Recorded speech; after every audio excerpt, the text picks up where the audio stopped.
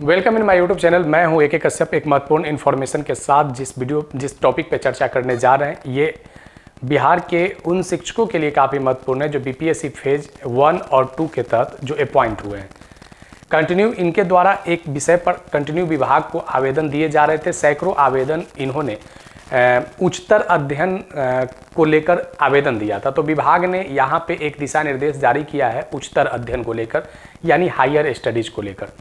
बिहार में जो शिक्षकों की जो न्यूनतम जो योग्यता निर्धारित किया गया था, तो प्राइमरी से लेकर सीनियर सेकेंडरी तक DLED और BEd इनकी प्रशैक्षणिक योग्यता रहे थे।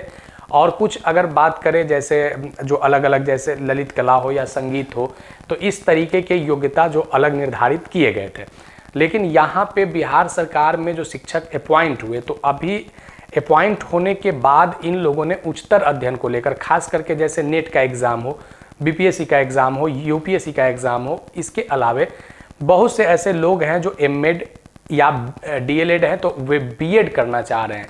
क्योंकि उनका फ़ायदा अगर आप देखेंगे यहाँ पे, तो जैसे बिहार में कुछ वर्ष पहले MEd योग्यताधारी शिक्षकों की नियुक्ति बिहार के डाइट में हुआ था, जो लेक्चरर के पद पे अपॉइंट हुए थे। तो अब लोगों को ये आशा है कि अगर MEd कर लें BEd के बाद, तो इस आने वाले समय में बिहार सरकार अगर इस तरीके की कोई अपॉइंटमेंट लाती है जिसमें शिक्षकों की वांछनीय योग्यता निर्धारित किया जाएगा, तो उसका बेनिफिट हमें प्राप्त होगा।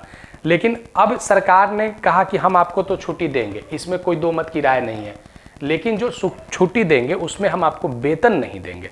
क्योंकि यहाँ पे जब जिन बिंदुओं पर समीक्षा किया गया, तो इसमें कुछ बिंदु थे जिसमें 2 ही बिंदु शिक्षकों के फेवर में आया। जैसे इसमें सुझाव जो भेजा गया, इसमें कहा गया कि अगर इन लोगों को उच्चतर अध्ययन के लिए भेज देंगे तो शिक्षकों की विद्यालय में कमी हो जाएगी। और ये इतनी बड़ी जो लार्ज स्केल पे जो बहाली की गई है, तो इन लोगों का उद्देश्य था कि बच्चे और शिक्षक को पढ़ाना। यहाँ पे जो एक मुख्य रूप से जो बातें निकल कर आई है कि उच्चतर अध्ययन से स्कूल शिक्षकों को फायदा कुछ मिलेगा, जिसका फायदा बच्चों को मिल सकता है।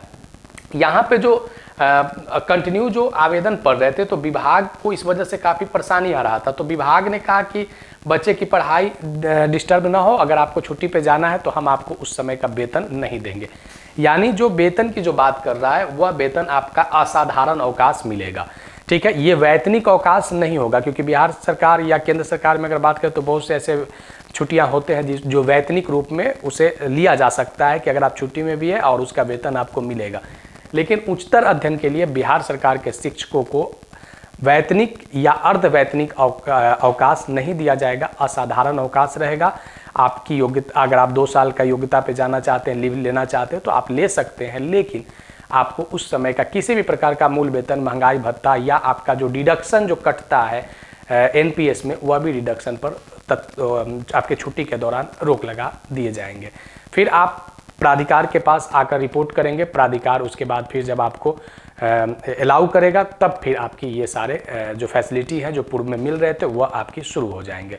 तो यहाँ पे योग्यता, उच्चतर योग्यता में जैसे आप MEd पे बात किया, PhD की बात किया, BPSC UPSC के एग्ज़ाम प्रिपरेशन की बात किया, नेट की बात किया, तो ये सब उच्चतर योग्यता में। अब यहाँ पे एक प्रश्न आता है कि क्या उच्चतर योग्यता में अगर कोई स्कूल में रहते हुए, विद्यालय में रहते हुए, अध्ययन कार्य में रहते हुए, क्या वह जैसे IGNOU से अपनी योग्यता को बढ़ा सकता है? अगर ओवरऑल बात करें तो जैसे डिस्टेंस एजुकेशन जिसे बोलते हैं, तो क्या डिस्टेंस एजुकेशन पर भी सरकार बैन कर रही है क्या? कि अगर वो विद्यालय में रहकर कुछ ऐसे कोर्स हैं जिसको वह अपनी योग्यता में शामिल, उच्चतर योग्यता में शामिल करना चाहता है, तो यहाँ पे जो मुख्य रूप से जो बातें जो अभी तक निकल कर आई है, इसमें ऐसा दिख रहा है कि जो डिस्टेंस एजुकेशन से अगर आप उच्चतर योग्यता को बढ़ा रहे हैं, तो उसमें आपको रोक लगता हुआ नहीं दिख रहा है। क्योंकि आप आकस्मिक अवकाश लेकर या अन्य अवकाश को लेकर भी आप एग्ज़ाम को दे सकते हैं, लेकिन इससे पहले आपको अपने प्राधिकार से परमिशन लेना आवश्यक हो जाता है। तो फिर हम मिलेंगे आगे नेक्स्ट इन्फॉर्मेशन के साथ। वीडियो अच्छा लगा है तो ज़रूर लाइक और